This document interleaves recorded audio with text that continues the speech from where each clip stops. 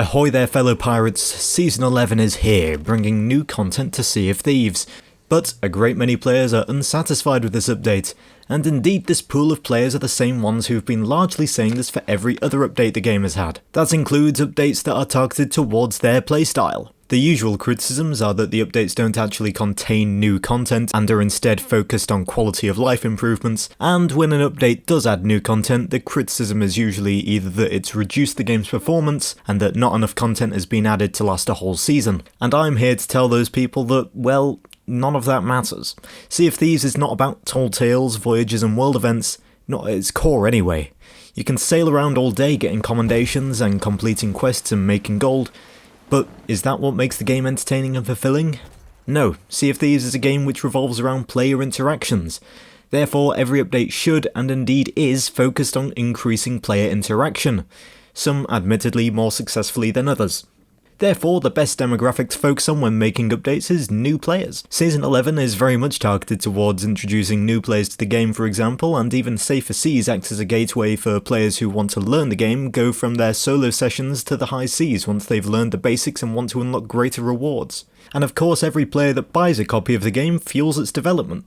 Sea of Thieves makes money for Rare from two sources, people buying copies of the game and through ancient coin purchases. I don't have the data to tell me which one makes Rare more profit, but I expect that the amount that they make from selling new copies is not insignificant.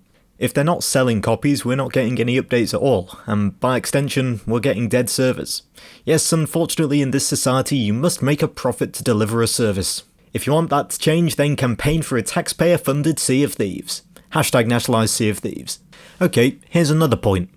This game has loads of content! You've got 100 islands in the main map, plenty of voyages and world events, as well as 20 tall tales and limited time events running alongside all that, and many hours worth of commendations to grind out. And throughout all of that, you have plenty of player interaction to keep you company. When it first released, Sea of Thieves was about 47GB in size, according to my research, and since then it has increased drastically to over 100GB. The game is now packed with content, and what I notice about some of the people who claim that not enough content has been added is that they either have 5,000 hours in the game and then say, the game needs more content, or they grind out new content on day one before saying, that was meant to last a whole season! It's usually both. The last thing we need is a game bloated with content.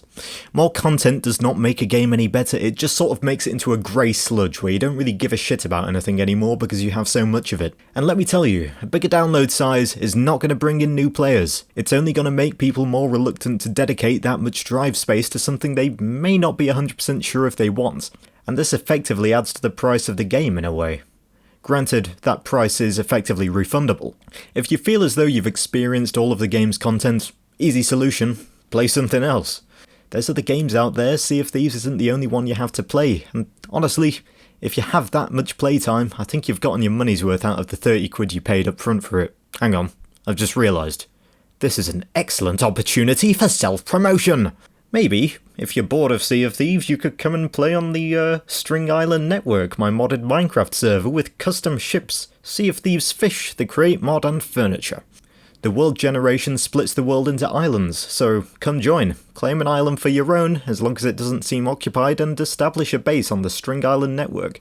To join, simply join my Discord server via the link in the description and grab the role. You can then follow the tutorials we've made to help you set up the mods via the most simple and easy method, and apply for the whitelist. Hope to see you there. Back to the video. Sea of Thieves has enough content now that it's well worth the price tag to experience all of it. All Rare really owes you is functioning servers, with plenty of players keeping the game world active and alive. And this brings me to my next point. There was a long time in Season 9 where there were no updates for an extended period, and a lot of people seemed very frustrated about it, and activity around the game died down a little. It was a rough period for Sea of Thieves, but was that time wasted? No, it's not like the game developers were just sat on their asses the whole time.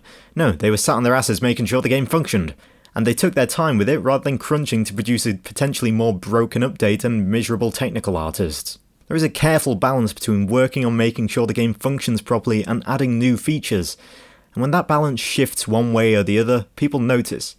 In Season 9, there was a drought of new features because before cutting down a tree, you've got to sharpen your axe, and look at it now, from my perspective the axe is sharpened and it's full steam ahead.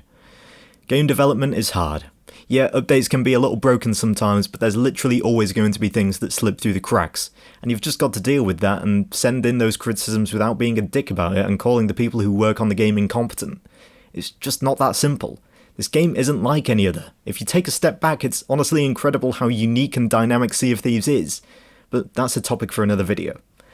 I said earlier that updates should be focused on improving player interaction at their core, and you know what? They don't always succeed at that. The game is much more full and complex than it was at release, and that's resulted, for example, in less ships being able to be in a server simultaneously. As for the Skull of Sirensong, well, that was a bit of an epic fail when it comes to the experience it aimed to deliver. I'm writing this before Season 11 drops, but I expect refinements to the Skull of Sirensong voyage will be listed in the patch notes. I also expect they're working on stability improvements behind the scenes at all times. Rare has a vision for this game which they're trying to achieve, and all the updates they release are released in the interests of achieving that vision. And it's not always immediately clear what an update is made in the interests of ultimately achieving until later. When they removed the exploit for quick switching weapons, I thought maybe it was to prepare for some form of overhaul to foot PvP. Maybe I'm completely wrong, it could well have just been to make it slightly more difficult for players to slaughter swabbies, or maybe it was because having exploits be a feature is poor game design. I don't know. But people need a little more reason for optimism about the direction the game is taking, that there is a pipeline in the development of this game, and if you compare it to the way it was a few years ago, it's massively different and massively improved in terms of features. You can't expect all the mind-blowing improvements to come all at the same time. It's a process and a very slow one at that. Sometimes I take a step back and I look at the world. Wars, famine, the climate crisis, the global decline of democracy, the rise of populist figures, and then I look back at this game I like to play in my spare time. It looks like nothing, an insignificant speck, and yet a source of comfort for millions of people. Maybe that's a bit deep for this video, but if you're someone who feels extremely strongly about the state of this game and the direction they're bringing it, I strongly suggest that you do take a step back and appreciate what we have and remind yourself that you're not going to be playing this game forever. It won't last forever, maybe it's already had its day for you. But for a lot of people that complain about updates, what I notice is that they don't quit. They keep coming back because the reason they feel so strongly about the direction the developers take isn't because they're hateful people, it's just because they're very passionate about the game and they want to see it succeed. But they don't have the data, Rare does.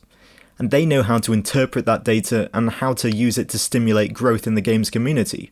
You may not see it happening, but it is. Sea of Thieves is alive and well in 2024. One day it will die, servers will close, and an era will come to an end. And I hope that day is a long way off. I don't mean for anyone to interpret this video as me telling everyone to stop criticising Rare. Absolutely be critical of issues, but what I want people to take away from this video is you should respect the game designer's vision for this game, and have a little more trust that they do know what kind of updates are best for the game's longevity. And that's my bit said. Safe voyages, everyone.